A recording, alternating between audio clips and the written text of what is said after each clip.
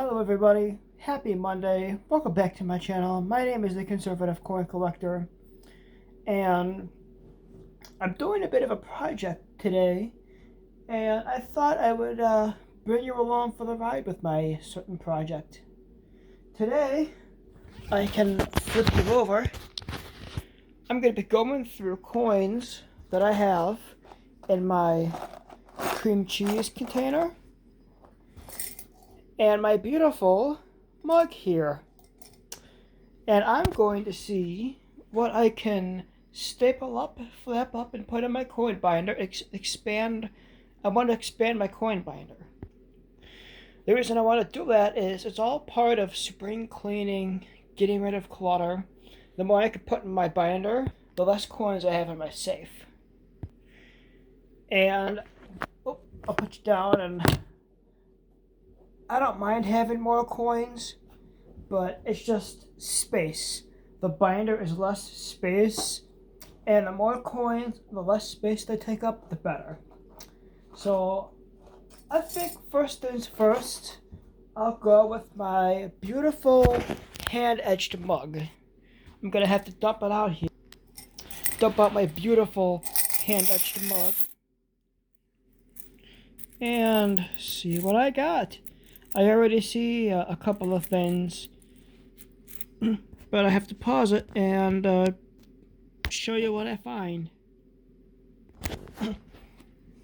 What I found is all the rejects that are in there are mostly clad Canadian coins I've probably found from my Coinstar over the years.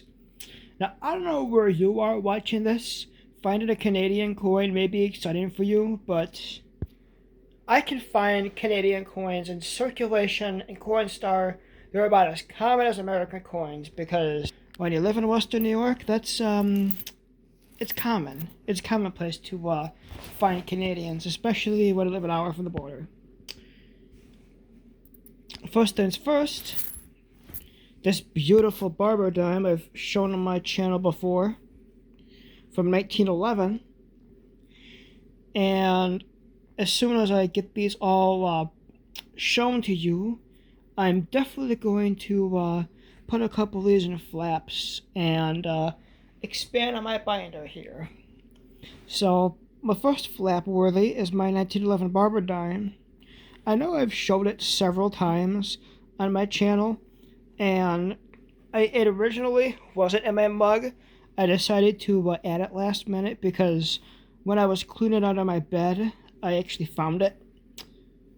Yeah, that tell me you're a coin collector without telling me you're a coin collector.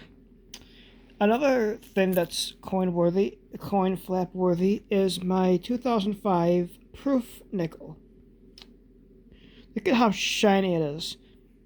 Actually, if I had something shiny and brand new to compare it to, this is a shiny Bahamas 2019 10-cent coin. This is the proof coin. Look at how much more shiny and mirror-like the proof coin is compared to the newer, not proof, Bahama cent coin.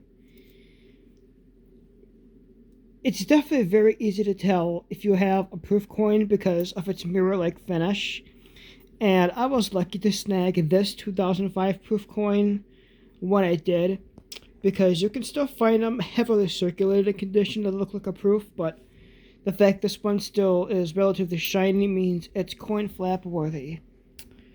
War nickel from 1943 I'll put in there, and I'll put in this 1944 war nickel, and this buffalo nickel here. This buffalo nickel is dateless, and it's actually quite slick around the edges. And there it goes.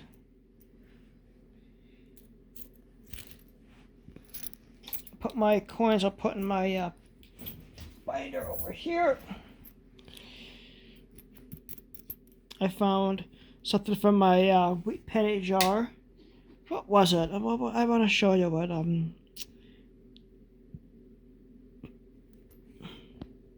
Come on, 46. Another slick, uh, this is another slick buffalo nickel. It hardly even looks like a nickel anymore. It actually looks like it could have been in a fire. That's what it looks like. And what else am I going to stick in my coin flaps? I have a few coins remaining, and I think I know exactly which ones. I found 4 Canadian pennies to put in my coin binder, specifically because of their age. When it comes to collecting Canadian coins, ones I seriously consider keeping and not just throwing into a junk coin pile are Youngheads and King George VI. Youngheads or laureate portraits are the first portraits of Queen Elizabeth the second, the second or third. I'm not whatever number she was, from 1953 and 62. No, 53 and 52. Is that a 50 or a 60? Hold on. 62. But the Queen was coronated in 1952, and she passed away in 2022 after being Queen for 70 years. And she was the longest reigning monarch of all time, and the fact that I get to live in the same timeline is actually pretty dang cool. Here we have 2 King Georges. King George VI was Queen Elizabeth's father. This is from 1950 and 1942, as you can see, respectively. So, 42, 50, 52, 62, and is that a 63? Yeah, that's a 63, not a 53. My eyesight is going, but I've had glasses my whole life, so it shouldn't surprise me. Here's our newer young heads. Is that a 50 or a 60? Hold on a second. My eyesight is going. After looking at it under some serious light, that is a 6, not a 5. But still, it's a young head laureate portrait. On top of these being actually copper. These are actually copper coins. So I'm going to add those to my list of to my coins that I'm going to put in my binder. I just have to dig out my stapler here. I have the world's longest stapler because this is the only one that's in my house right now. And in case I run out of staples, I have a staple box that looks like it was made 30 years ago. My mom probably got these when she was in college and just hasn't used them. And, well, if I need staples, she says to use away. Just getting us started here. The staples definitely look horrible. I could have done a way better job of that, but I'm sure I could do a better job with the next one. This is a 10-cent coin from Bermuda. So what I'll do on the head here is write it. Again, I probably could have done a way better job writing that, but it's my collection. And I'm probably going to be the only one looking through these for the next decades. Unless maybe I have a sibling who is interested in coin collecting, or eventually I get married and have kids that are interested in coin collecting. But other than that, if I can read my handwriting, that's the way it's going to go. I got a couple more coins to put in my binder here. And that's what I'll cut to. All these coins flapped, and I'll film putting them in my binder. All I have left are my pennies, which I'm second guessing whether or not I want to put in my binder or not. But everything else is binder worthy. I'll probably put these in, but in 24 hours later, after this video was over, I just something about them. I already have several King George VI and young heads in my binder as it is, so I'm second guessing whether or not I want to put these in my binder, but I have several of everything in it. It's kind of my everything binder, so to speak. So yeah, I got some coins to put in. Looks like I'm on my last page, but I keep the rest of my pages stored there. So I'm gonna need 2 hands and probably another page. So again, I'll update you when this is all put in there. They weren't on my keyboard, but they're on that bookshelf over there. On my keyboard there is the ones for dollar bills. But I have tons more I can add if I do eventually add more. And now that I'm thinking about it, I'm going to add these. I was able to fill in the last page. That's all she wrote. So I thought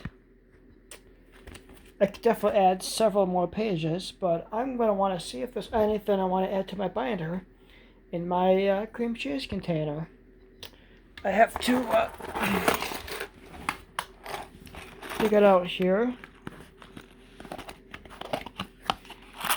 Let's see what's in here.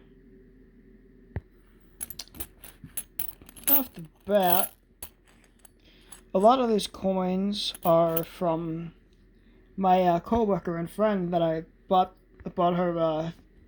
Her had her dad's collection. I don't quite remember, but I'm not sure about any of these coins. If anything, they could stay in this cream cheese container. I'm gonna have to take a look. My it's probably gonna be a little big for the flaps that I have, but I could definitely put my Morgan dollar back in a flap. It was, but it broke the plastic, so I'll just keep it with my other Morgan dollars I just haven't put away yet. And I'm going to put this Indian head from 1898 in a flap, along with a couple Merc dimes and a couple foreign coins. I'm not quite sure what they are at the moment, but once I have everything stapled and written down, I can show you. I only decided I was going to add one Mercury dime, a 1945. The other two were, I think one was like a 46, another one was a 44, so they're real close to the same years. And I already have like 1,000 Mercury dimes in there anyway. I'm going to add a 20 Lipa from, let's see, it says Republica something or other. A 500 shilling coin from Uganda. And an 1898 Indian head penny. They're going to be put in there and then I'll let you go. Just like that, I finished a page and added another one. And I would say this was a complete success. The video was a success. I'm the Conservative Coin Collector. Don't forget to like, comment, subscribe, and share, hit the bell icon. Until next time, I'm signing off. Thank you all for watching. So long, everybody.